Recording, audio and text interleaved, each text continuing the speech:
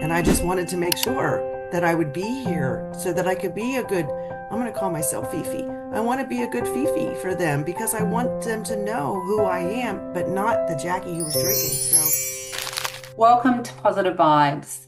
I'm Nicki Dennis. This space is for the stories that meet you in your shadows and walk you gently back towards the light.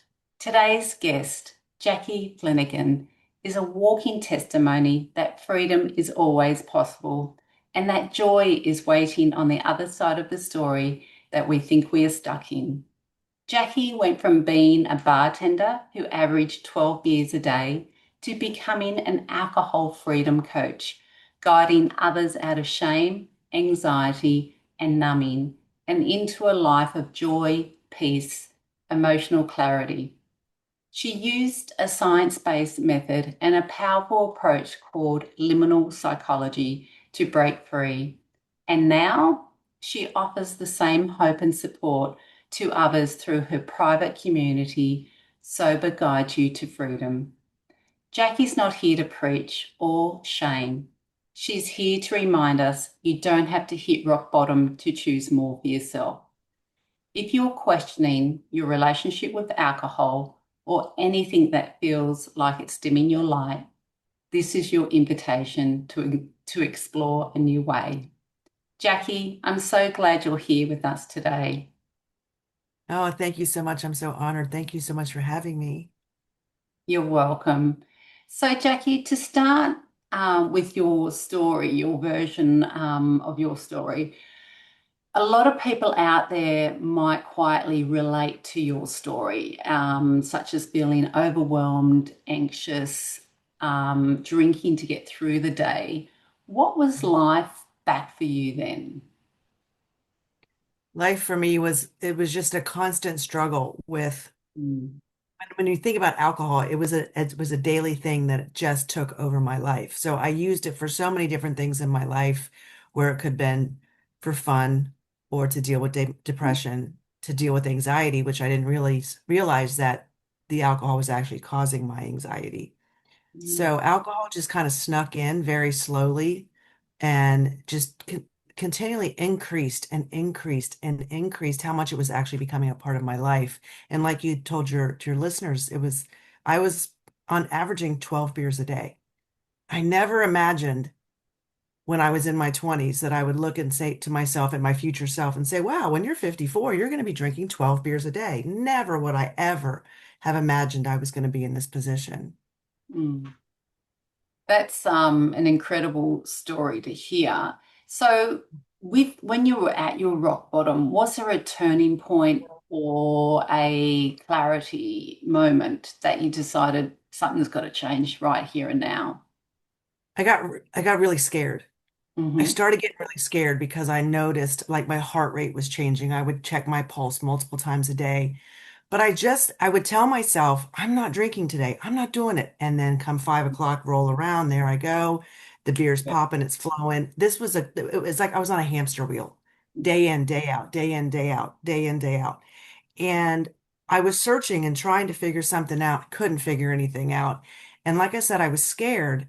And what really got me was the fact that I had gone to a celebration of life for a gentleman. I believe it was July of 22, and he had passed from alcohol addiction. And it was a very, very ugly death from what his best friend was there when he died in the hospital. But we're at this celebration of life and we're all drinking. It was at a club. We all had beer at the table. I'm going to be honest with you guys. I needed the beer because I was hungover from the night before. So I needed to kill the hangover with what I was drinking the night before. And most of the people that got up to speak about this gentleman talked about all the stupid things he did when he was drunk. Mm, It wasn't about all the other things. And I remember I sat there because I'd lost my dad the previous year. My dad, man, he was my hero. And I thought about, is are my children and are all my friends going to think, whoa, are they going to think, let's talk about all the crazy things Jackie did when she was drinking instead of all the other things I did, things I had contributed to in life, but it was all becoming foreshadowed with with the bad. So it was just that eye-opening moment. And then recently, I mean, recently, my words are all mixed up right now. Right after that had happened, this gentleman, his best friend died the Oh, same way. So two of them died within months of each other, and the second one died at home by himself with empty bottles of alcohol. Just and he just had gotten so lost and overtaken by alcohol, and that one really shook me to my core.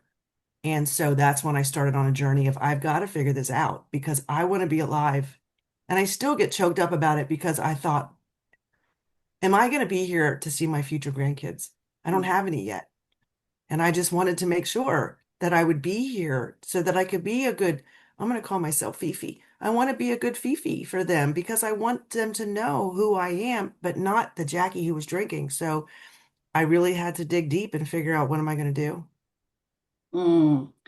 That they are very heart-wrenching stories to hear, to think that people can die from alcoholism in such a way. And also, for the second person that you spoke about to pass away alone in that state, wondering how they would have felt. But you talked about that you used to say, okay, today I'm not going to drink, today I'm going to drink. So you went from bartending to an alcohol freedom coach. Yep. That's a huge shift. So, what did those early days look like, for the fact that you couldn't stop your drinking when you wanted to? So, what was that transformation like, and how did you transform? The transformation was slow, and that's okay because one of the things that I do and what I teach with my clients is not about dropping the habit right away because it's so ingrained in your brain. The habit is so ingrained in your subconscious mind that your brain was automatically going for it. And my brain was like, "Oh, go get it, go get it." So I had to do a lot of work until I got a lot of knowledge and I started changing the feelings around alcohol. And then I changed the behavior. So I went good 2.5 months as I'm studying and researching and understanding it. And then when I decided to take a break, I was scared. I was nervous. I Mm, was like, can I do this? And I'm not a medical doctor, but paid attention to my body. If I was prepared if I went into any withdrawals, if it was I would have rushed myself or called the ambulance or whatever it might have been. Luckily, I did not go through any of that. But in the beginning, it was just about healing. It was about staying focused on what my mission was. My kitchen, which is welcome to my kitchen. This is where I did all of my healing in here. So this is where I do all of my work still because it became my place of darkness to my place of lightness. So mm, I kept myself really busy in the beginning and just let my body heal. A lot of people don't realize the damage they're doing to their body, and it can take your body up to 2 years to get back to homeostasis. And I think my body took almost up to 2 years to get back. My brain had to heal. My liver is regenerated. My skin, my eyes, my kidneys, everything has just been like, whoo, it's so different and it's amazing. So the journey in the beginning was rocky. Why? Because I was walking into the unknown and I was walking into something that was uncomfortable, but I tricked my brain. So some people think, oh my gosh, if you go alcohol free, you can't drink anything that has the word beer in it or this, if there's any bit of alcohol in it. But I chose to drink Heineken Zero on my day one. I thought, I'm going to just replace it with something that has no alcohol in it or a point 0.5, and I'm just going to do that. And it worked. And it uh, worked. And but that what I loved was it wasn't, my brain didn't know when I picked up that Heineken Zero, it didn't know that it was alcohol free. It just knew I was using the same koozie. I was keeping the same routine, so to speak. I just changed what was different in my glass. But I had to do a lot of work to prepare myself for it because I was nervous about the fact of I had gone multiple years drinking mm, every day. And so they took that jump. I just jumped off that train and went, you know what? You're going to jump off the alcohol train. You're going to jump over to this one. You're going to try it and see what happens.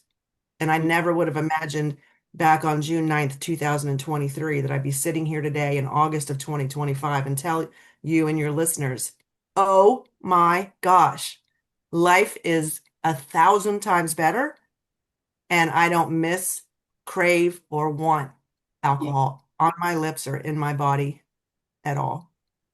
That's an incredible story that you've just told, and very uplifting, and it gives hope to people out there. So you not only stop drinking, but you've built a life that feels good and you're healthy again. So Yes. within that, what were the unexpected gifts that came once you let go of alcohol? Gosh, this is where you might get the tears out of me. It's once I was able to get rid of the alcohol and what it was controlling me, controlling my mind, controlling my thoughts, silencing the noise and stuff in my head, Yeah, I was able to reconnect with me. And I had lost me for a lot of years. And I have an empowering songs playlist that I had made on Spotify. And that music helped me as I was journeying through all of this and transitioning into my transformation and all that. But then I was sitting there one day as I'm continually working on myself, and there's a song by Whitney Houston said "Greatest Love of All," yeah. and that song came on, and I was in this kitchen, and I just started crying because I finally realized I really love myself again.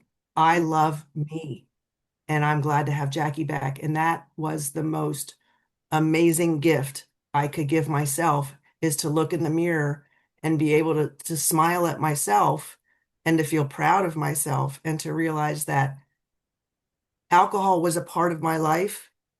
I thought it was serving me. I thought it was good for me. I thought it was my friend. And I realized, no, the friend has always been inside of me.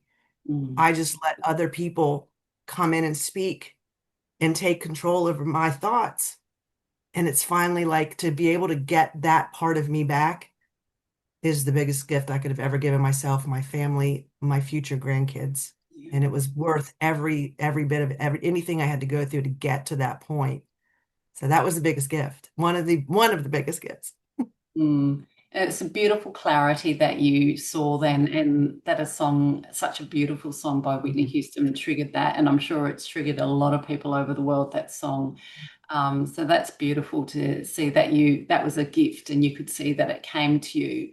So you mentioned before that you use methods to trick your brain. So you've used a science-based tool called liminal psychology to support your journey. Can you tell our listeners what that is and why it worked for you? Yeah. So effective liminal psychology in essence is this. Our brains are, we have so much that is stored in our subconscious mind. And 95% of what we do is run by our subconscious. Mm, And what happens is when something comes to your conscious awareness, it's coming out of your subconscious, comes into your prefrontal lobe, and you're able to, it becomes conscious into that conscious awareness space.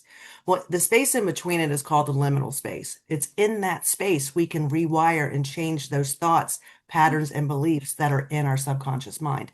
Because a lot of the patterns, a lot of the habits, a lot of well, the habits, no, but the beliefs, there's so many things that we store in our subconscious mind that we didn't put there. We mm, learned it by watching a TV show. We did it, but we learned it by somebody saying something to us or watching a pattern or society or this or it might be. So as it comes to the forefront, then we can start to rewire it. And it doesn't happen with just one. Unfortunately, it's not a flip of a switch. yeah. It is, okay, this appeared. Let's talk about it. Let's figure out why this is happening. Oh, because I believed this. Well, is that really true? And it's like, as we work with them, it's a ladder approach because a lot of times you can't go from black to white. You Yeah. have to go gray, gray, gray, and then you can go, oh, now I get it. Now your brain believes it. So, like, if I would have said to my brain on day, the very first day I started, I'm going to quit drinking, it's going to go, no, you're not. No, you're not. You're not doing that because my subconscious goes, no, you do this every day. But as I was able to, work with myself, I'm going to say, I'm going to work on this. I am cutting down my drinking. I am changing it. So that's just a little bit of an example for you on how we're able to Mm, rewire any thought. I did the same thing with cigarettes. I quit smoking cigarettes by using this awareness and ladder changing my thoughts and beliefs around that habit as well. That's amazing that you've got such a great outcome for both habits because they're so addictive. Yeah. And yeah, it's with the subconscious, it's always giving you excuses of why you can. So it must be quite powerful for you to have given up to Mhm. addictions as smoking and alcohol. Yeah. So with alcohol, there's a lot of shame around it. What do you say to someone who's quietly questioning their drinking but doesn't feel that it's bad enough to quit yet? Well, first of all, don't ever have any shame around it. And if Mm, you are having shame around it, that means you're starting to question your relationship with alcohol. If you're mm, starting to question your relationship with alcohol, you will be afraid. And you'll be afraid because you're afraid of what other people are going to think. yeah. Because unfortunately, there was a word that was created, and that word is called alcoholic. And that term, alcoholic, doesn't blame the substance, it blames the human being. So Mm, they make you feel like, oh, well, if you think you have a problem, you're drinking too much, it's you, it's you, it's you, it's all your fault, it's all your fault. The alcohol industry does not tell us on any warning labels how addictive alcohol is. Nowhere. mm, So the term alcoholic, in my opinion, I don't use it ever because it I was just addicted to a substance that has a job of making people addicted that they don't tell you about. So mm, first of all, don't feel ashamed because number one, you're not alone. There's millions and millions and millions of people walking in the same shoes you're walking in, and a lot of them are doing the same thing. They're hiding behind a mask, afraid of what other people are going to think, afraid that they're going to be like, "Oh, you don't have a problem," or yeah, you're an alcoholic. And it's not true. You just have an addiction to a substance that was made to be addictive. mm, So finding and talking to somebody who's already been through it is such a helpful tool for anybody because those of us like myself, I don't sit in judgment at all. I hold you with so much compassion because I'll never forget how much I was chained to that bottle of beer every day.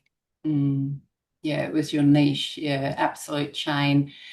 Great words of wisdom and advice there because again it's a substance, whether it's alcohol, whether it's nicotine, whether it's sugar, whether it's fat, it's a substance that causes the addiction. So great words of wisdom there. So you've created Sober Guides to Freedom, which is a private space for support and connection. What's the heart behind the community? One of the things I learned is community on the other side of addiction. When you have a Mm, group of people who understand where you're coming from, who've walked the same walk as you, or is searching for answers to hold hands with, mm, it's a safe space for people to know that they can come and ask questions and not be judged. And that we vet everybody. We make sure when people come to Sober Guides to Freedom on Facebook that we know who they are, we know where they are in their journey. We watch that page to make sure that, it's not bots or anything like that. It's people who truly love themselves and want to find answers. And so we offer the three guides. We have three guides on there right now. We call ourselves guides or coaches, but we offer free coaching calls to people because we want to pay it back. We want to pay it forward for let people know that they're not alone. Because I'll never forget what it was like to sit on my front porch crying, knowing I had a problem and I didn't know where to turn. And I don't want anybody to feel like there's not people out there who care, who don't care. mm. Yeah. Yeah, I think that's so true and so beautiful that you're a lived experience, so you can understand it from their perspective because you've lived through it and you've got to the other side and you're giving others hope. So just on that, you talked about the guides and helping others. How do you guide others without judgment, especially those who are scared to say out loud that they are struggling? Oh, I always tell them my story. I Mm, just tell them it's okay. I understand because I'm in no space to judge you when I was drinking 12 beers a day and I mm, was hiding in shame and scared and afraid. So a lot of times that gets them, they understand when I can say to them, I've lived what you've lived. mm, Maybe in a different way, we all have our different journey. But when it comes to alcohol, I understand and we're not here to judge. We just give you grace and compassion. mm. And just hold the space for them. Yeah. Yeah. No, that's Yeah. beautiful. And what does freedom really look like now in your body, your mind, and in your life? It's a freedom to choose to do whatever I want. Mm, And I don't, maybe in like the first year, I would have like these fleeting thoughts that would come in and I'd be like, well, I think I want some Fireball cinnamon whiskey. And I was like, my brain would catch it and I would go, no, you don't. No, you don't.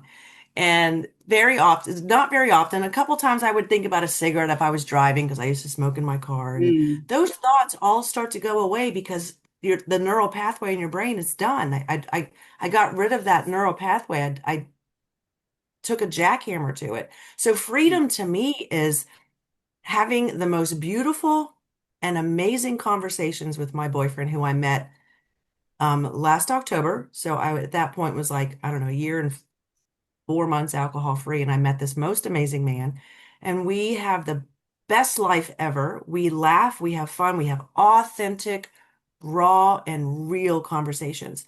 I'm fully present in life now, fully present, where I get to make the decisions.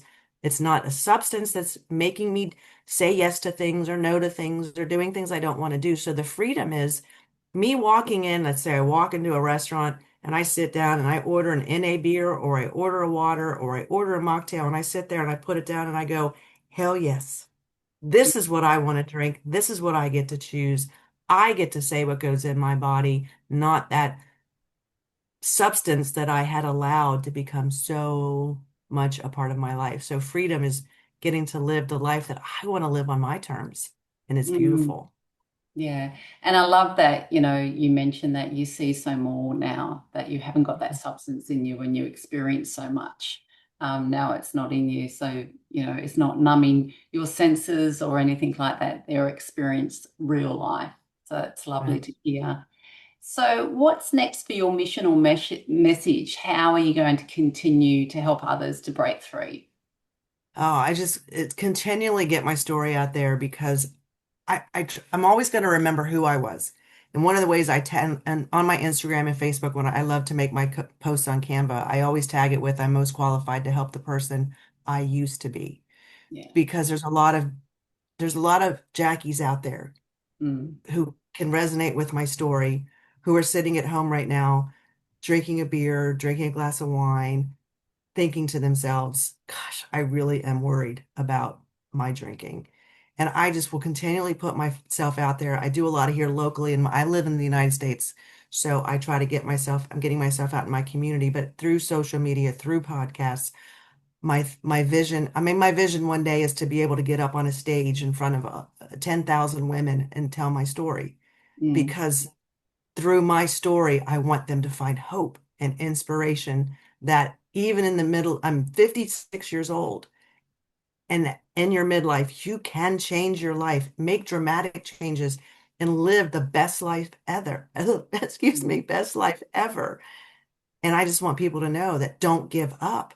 Don't give up. Don't think you're chained to something because you try and you think, when you wake up in the morning, I'm not going to drink today, and then you do, and you're on that hamster wheel, and you think this just must be the life I must be born to live, mm, because my father was a heavy drinker, and not really as much until he retired, but his beverage of choice was Jack Daniels. And so I remember thinking to myself, well, I'm not my dad's daughter, so I guess I'm just like my dad. This is how I am. mm, And he's up there in heaven now, and I know he's looking down and he's holding me up really high, saying, "You did it. You did it, girl. You're not living the life that I lived. Your life is not going to be dictated by alcohol when you retire and in your later life like it was for him." And I know he's so happy for me to be able to be doing what I'm doing and to promote what I've done and how I do it and to guide other people, because I don't want to keep this to myself, because I'm so thankful and mm, blessed for how far I have come. And I just want to be able to help thousands of women to be able mm, to reach this kind of life that I'm living. mm. And that's such a kind and beautiful gift that you were giving other women and community out there, that it's very brave and create and for you to share your story and to be so raw, but to help others at the same time. It's a very kind act that you're doing, Jackie. So thank you. So, Jackie, through those sobriety days, was there a mantra that anchored you through those early days? Oh, I mean, behind me in my kitchen, I have so many of them. Every day I'm getting stronger and stronger was one of them. Yeah. Every day I'm getting stronger and stronger. Every day I'm getting stronger and stronger. And I had a little card. I learned in my 20s from my first mentor that your subconscious mind absorbs blue.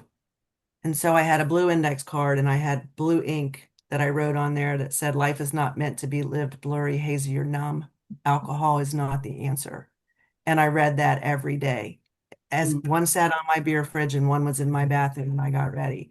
So I was continually reading these different things. The empowering song playlist was part of my mantras because I Yeah. picked certain songs, you know what I mean, that I would sit here and I would say, Rise by Katy Perry and Roar and all these different songs. Lauren Daigle, You Say, I mean, certain songs that just would, I'm like, okay, come on, reconnect with yourself and Mm. listen to these words and get the repetition in there. And it's amazing. It worked.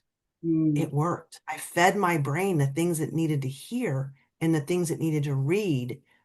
And Yeah. it was just the most beautiful transformation. So, Mm. That's beautiful advice out there is to find what resonates with you and what motivates you because it's not, mhm, one bit mhm. meets all people out there. So that's beautiful to actually resonate what actually resonates with you and keeps you motivated. So you talked about what you use during it. So what's your joyful ritual habit you love now?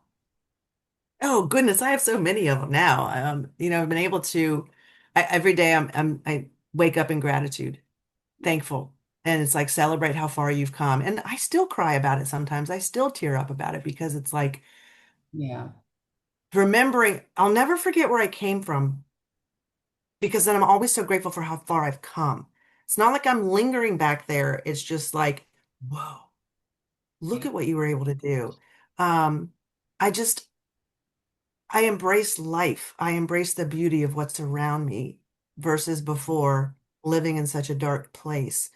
Mm. I play pickleball. I play golf. I took up knitting. I just do things that I always loved to do that I just lost touch with when I thought that it was more important to down 12 beers in one day. So now I find joy in what cooking again and just the fun things in life that I let kind of go on the wayside.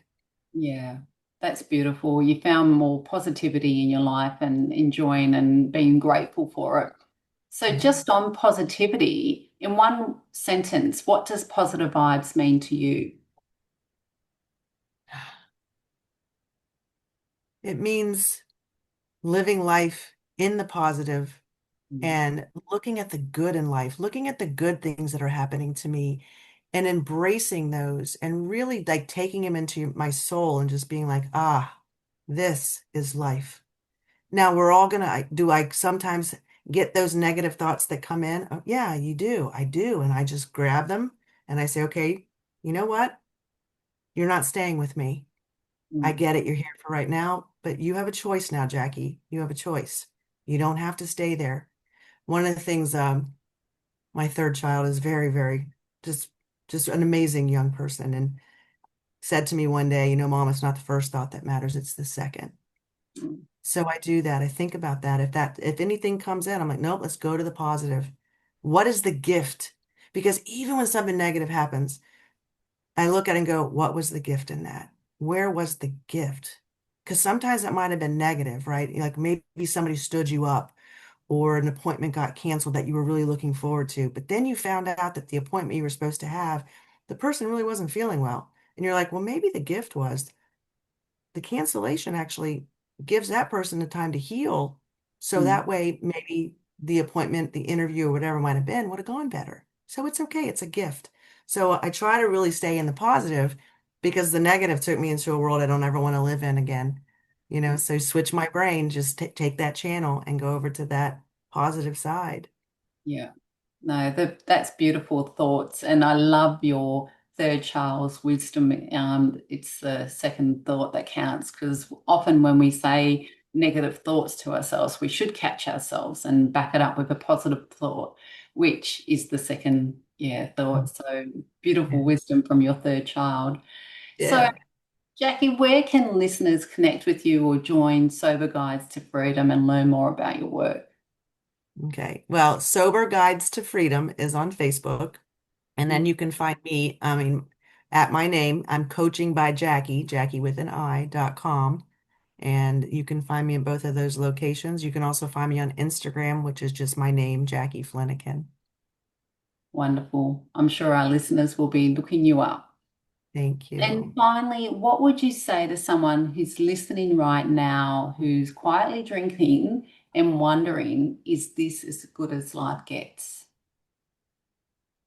I would say reach out and give me a call. Set up a time with me and just talk and just let me hear what you have going on. And your Mm, life is your choice to live. It really is. If you're looking at your life though and you're saying, don't really like the way I'm drinking, or I think I'm drinking too much, or it's hard for me to stop when I start, just know that you're not alone and it's okay.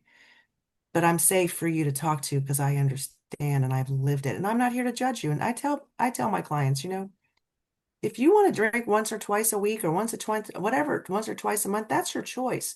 But if alcohol is in control of you and you're not making the decision, it's making it for you, then let's talk. Let's sit down. I'm here to just offer you a safe space. No judgment ever, ever from me. beautiful advice, Jackie. You're so kind. No, thank Yeah, you. no, you are. Thank you for your honesty, your joy, and your reminder that freedom doesn't come from being perfect. It comes from being ready. You've shown Mhm. us that healing doesn't come from being on your rock bottom. It starts with one brave question, one brave shift, and one new day. So thank you, Jackie. It's been wonderful talking to you today and listening to your lived experience and your wisdom and advice for our listeners out there today. Thank you so much for having me. I feel very honored. No, thank you. And to our listeners, if something feels out of alignment, you're tired, you're numb, and you're quietly asking for more, this is your sign. You don't have to carry it alone, and you don't have to wait for a crash to choose clarity. This is positive vibes. Let's keep building a world where healing feels joyful, change feels doable, and peace is the new success. Sending you all love and positive vibes. Bye for now.